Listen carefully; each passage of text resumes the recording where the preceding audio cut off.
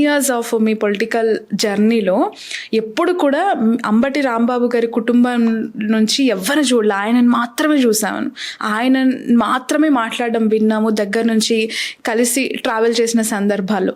ఇంత అద్భుతమైన వాక్చాతుర్యం మీకు ఎలా వచ్చింది, మీ ద్వారా మీ పాపకి ఎలా వచ్చింది అనేది? మా పాపకి ఎలా వచ్చిందో నాకు తెలియదు, కానీ నాది ప్రాక్టీస్ బై స్టూడెంట్స్ యూనియన్ నుంచి, విద్యార్థి దశ నుంచి నా ప్రాక్టీస్ మీద వచ్చింది. ఇంట్లో ట్రైనింగ్ ఇచ్చారా పాపకి? అసలు మా పాప అలా మాట్లాడుతుందని నేను జైలుకి వెళ్ళేంత వరకు నాకు తెలియదు. జైలుకి వచ్చిన తర్వాత మాత్రమే తెలుసు, నేను వీడియోస్ చూసిన తర్వాత. I don't know. ఓకే, ఎప్పుడు కూడా అలా ఇప్పుడు మాట్లాడే అవకాశం మా పాపకు రాలేదు, మాట్లాడలేదు, నేను చూడలేదు. మొన్న నేను జైలుకి వెళ్ళిన తర్వాత అనివార్యంగా మాట్లాడవలసిన పరిస్థితి వచ్చింది కాబట్టి మాట్లాడింది. అది కూడా నేను జైల్లో ఉన్నప్పుడు మీ పాప బాగా మాట్లాడుతుందని చెప్పారు తప్ప నేనైతే చూడలేదు. జైలు నుంచి వచ్చిన తర్వాత యూట్యూబ్లో చూడటం తప్ప. అంటే మేల్ డామినెన్స్ ఏమంటారు, పొలిటికల్ జర్నీస్ ఎక్కువగా మనం చూస్తూ ఉంటాం. మేల్ ఫ్యాక్టర్ ఎక్కువగా అనిపిస్తుంది. వారసుడు అని చెప్పే నాయకులు చాలా మందిగా అనిపిస్తూ ఉంటారు. వాళ్ళకే ఎమ్మెల్యేగా, ఎంపీగా వాళ్ళని కావాలని కోరుకునే వాళ్ళు చాలా మంది ఉంటారు. బట్ మీ పాపను మీరు అలా చూసిన తర్వాత అనిపించిందా, నాకు నిజంగా కొడుకు కాదు కూతురే నా కొడుకు?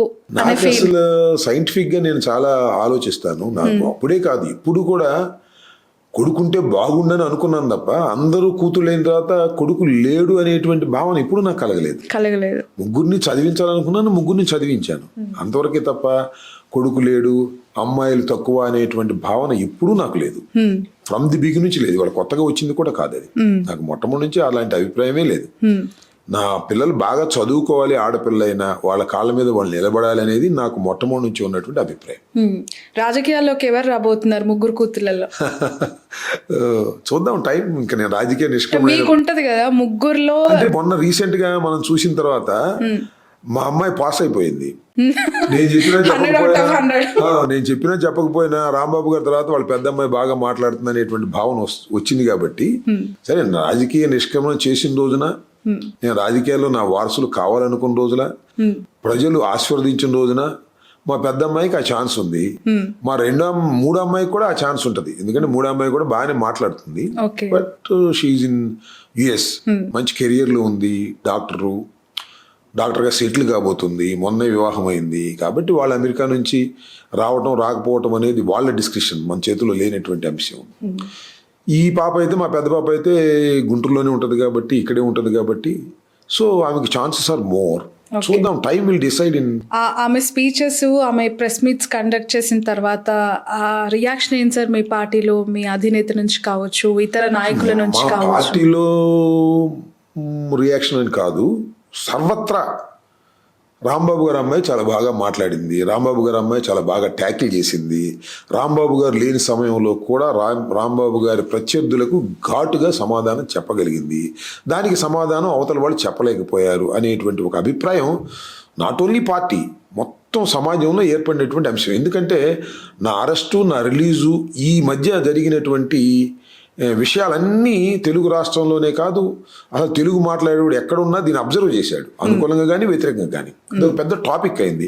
ఆ టాపిక్లో నేను జైలుకి వెళ్ళడం, మా అమ్మాయి మాట్లాడడం, జగన్మోహన్ రెడ్డి గారు నన్ను సపోర్ట్ చేసిన విధానం, ఇవన్నీ కూడా ప్రజలకు ఆకట్టుకున్నాయనేది నాకు తర్వాత అర్థమైనటువంటి అంశం. Okay, coming to the core topic, Ambati Rambabu గారు అరెస్టు, రిలీజు, ఈ రెండు అంశాలపైన మీ జర్నీ పైన ఒపీనియన్, అంటే అరెస్ట్ అవ్వటం, రిలీజ్ అవ్వడం ఏం నేర్పించింది, ఎలాంటి అనుభవాలు కలిగించింది, జైలు జీవితం ఎలా ఉంది? నాకేమీ ఊహించని పరిణామం ఏం కాదు ఇది. నాకు ఊహించని పరిణామం వల్ల ఒకటే, నా ఇంటి మీద 7 గంటల 20 నిమిషాల పాటు దాడి నేను ఊహించలేదు తప్ప, నన్ను ఏదో ఒక సందర్భంలో అరెస్ట్ చేస్తారని, నన్ను జైలుకి పంపుతారని ఈ ప్రభుత్వం అధికారంలోకి వచ్చిన దగ్గర నుంచి నేను అనుకుంటున్నాను. ఎందుకంటే మీరు చూసినట్లయితే చాలా సందర్భాల్లో రెడ్ బుక్ గురించి లోకేష్ మాట్లాడుతున్నప్పుడు అంబటి రాంబాబుని ఇప్పుడు అరెస్ట్ చేస్తారు అని వాళ్ళ కార్యకర్త డైరెక్ట్గా అడిగినటువంటి సందర్భాలు ఉన్నాయి. ఎందుకంటే తెలుగుదేశం వాళ్ళకి నన్ను అరెస్ట్ చేయాలనేది వారి అభిమతంలాగా కనిపించింది.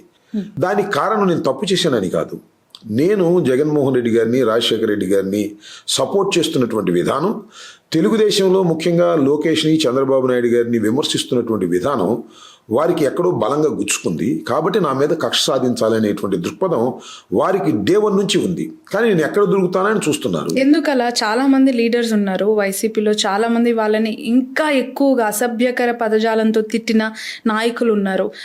వై ఓన్లీ అంబటి రాంబాబు గారు? రెడ్ బుక్ లో టార్గెట్ చేసుకొని పేరు కూడా ఎక్కించుకోబడిన అంశం ఏముందని మీరు గుర్తించారు? నేను డే 1 నుంచి కూడా మొట్టమొదటి మీరు గుర్తుపెట్టుకుంటే వైఎస్ఆర్ కాంగ్రెస్ పార్టీ ఓడిపోయిన తర్వాత, ఈ కూటమి ప్రభుత్వం అధికారంలోకి వచ్చిన తర్వాత జగన్మోహన్ రెడ్డి గారు ఫస్ట్ ప్రెస్ మీట్ మాట్లాడారు. తర్వాత మాట్లాడింది నేనే. మంగళగిరిలో వైఎస్ఆర్ కాంగ్రెస్ పార్టీ ఆఫీసు కట్టడంలో ఉన్నప్పుడు కూల్చేసిన సందర్భంలో వెళ్ళి నేను మొదటిగా మాట్లాడాను. అంటే డే 1 నుంచి మాట్లాడటం స్టార్ట్ చేశాను. ఇవాళే కాదు, వైఎస్ఆర్ కాంగ్రెస్ పార్టీ ప్రారంభం కాకముందే, జగన్మోహన్ రెడ్డి గారిని జైల్లో పెట్టే ముందు, జగన్మోహన్ రెడ్డి గారు కాంగ్రెస్ పార్టీతో ఇంకా డిఫరెన్స్ రాకముందే నేను గొంతెత్తి మాట్లాడినటువంటి సందర్భాలు ఉన్నాయి. దాంతోపాటు ఏంటంటే, నేను మాట్లాడే మాటలు, ఆ విమర్శలు చంద్రబాబు నాయుడు గారికి, లోకేష్ గారికి గుచ్చుకుంటాయి. ఎక్కడ అసభ్యంగా మాట్లాడిన సందర్భాలే లేవు. మొన్న కూడా నేను మాట్లాడినటువంటి అసభ్యకరమైన మాటలు అనేవి మైక్ ముందు కాదు, అది ప్రెస్ మీట్ కాదు, అది ఒక గలాట, 2 వర్గాల మధ్య జరుగుతున్న గలాట. నా మీదకు ఒక వర్గం వస్తున్నటువంటి సందర్భం, నన్ను ఇష్టం వచ్చినట్టుగా తిడుతున్నటువంటి సందర్భం, ఆ తిడుతున్నటువంటి మాటలే నా చెవులకు చేరటం, నేను తిరిగి మాట్లాడటం జరిగింది.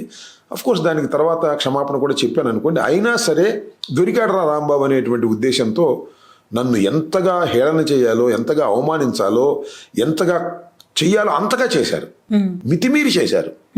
7 గంటల 20 నిమిషాల సేపు నా ఇంటి మీద కంటిన్యూస్ దాడి, నా భార్య మీద, నా పిల్లల మీద విపరీతమైన బూతు పదాలం, నా ఫర్నిచర్ నాశనం చేయటం, నా కార్లు ధ్వంసం చేయటం, నా ఇల్లును ధ్వంసం చేయటం, అవసరమైతే నా ఇల్లును తగలబెట్టాలని అనుకోవటం, ఇవన్నీ చాలా క్రూరంగా చేశారనేది అందరికీ అర్థమైనటువంటి అంశమే.